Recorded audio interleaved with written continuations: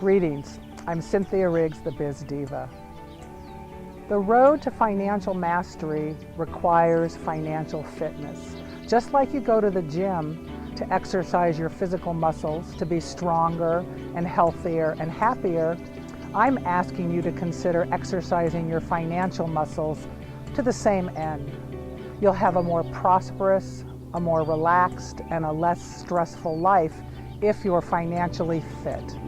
And once you learn financial fitness, you can then gain financial mastery, which is a beautiful way to live your life. Oftentimes, finances is where people bury their head in the sand. Whether it's your business finances or your personal finances, it doesn't really matter. It's scary, it feels overwhelming, and you think somehow that you don't understand or that you don't know what to do, and you don't choose to look at it. My suggestion is you contemplate taking your head out of that proverbial sand and taking a look. Even a little peek is going to serve you. What I tell my clients is what happened yesterday and years past does not really matter.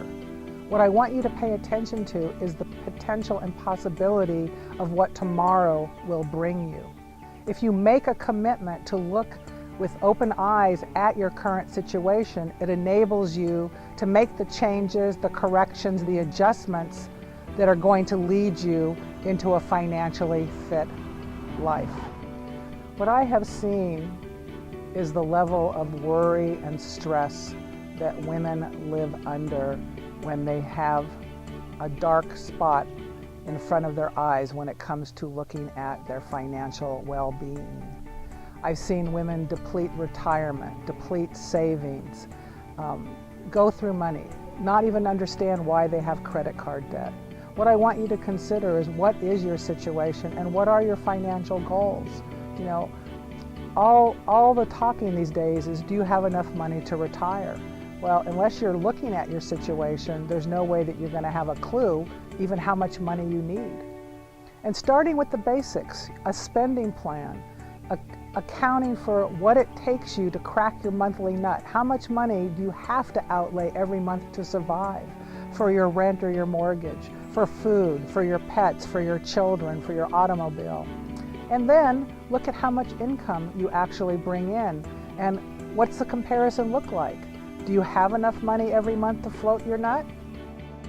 And if not, where is the money coming from? This is one way that people accumulate a lot of credit card debt that they're somewhat unconscious about. If you bring in $5,000 a month, but you need $6,000 a month to pay your expenses, that extra $1,000 has to be coming from somewhere. And oftentimes it's not conscious that you're actually accruing this debt. Okay? And from there, what you can do is make decisions. Because in that spending plan, have you accounted for taxes? Have you accounted for vacation, retirement, savings? Those are the things that are often missing from a generic budget or spending plan. And I want you to have the life that you want to have. I want you to not feel stressed out when it comes time to pay taxes. Because as I tell my clients, paying taxes is a cost of doing business. It is a personal expense to you for the privilege of doing business. If you save money every week for your taxes, then when your quarterly or your annual returns are due, you have the money already in place to pay those, and the amount of stress that it reduces is magnificent. And savings is important. I want you to have money in the bank. If something goes south in your life, I want you to have enough money to live on for at least 3 months. And then vacations. You know, I don't want you to put your vacations on the credit card. I want you to plan for them and save for them so you can have the most wonderful time of your life and not come home to thousands of dollars of bills. And lastly, retirement.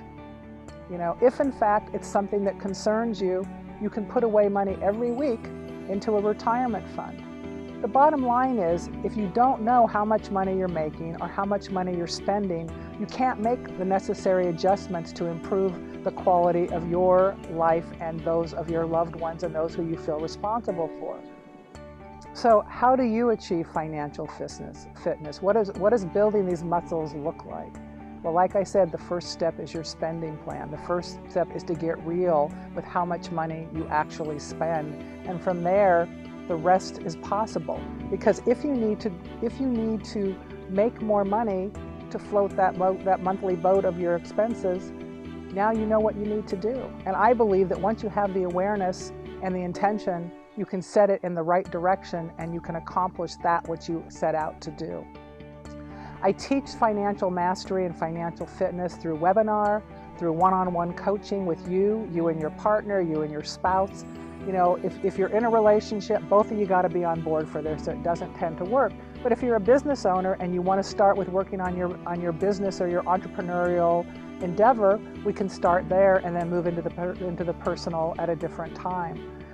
There's many ways to do this. There's many ways with or without me, and what I want you to do is take a look, see the bright light of opportunity that's before you, and consider what your next step will be to attain financial fitness, leading to financial mastery.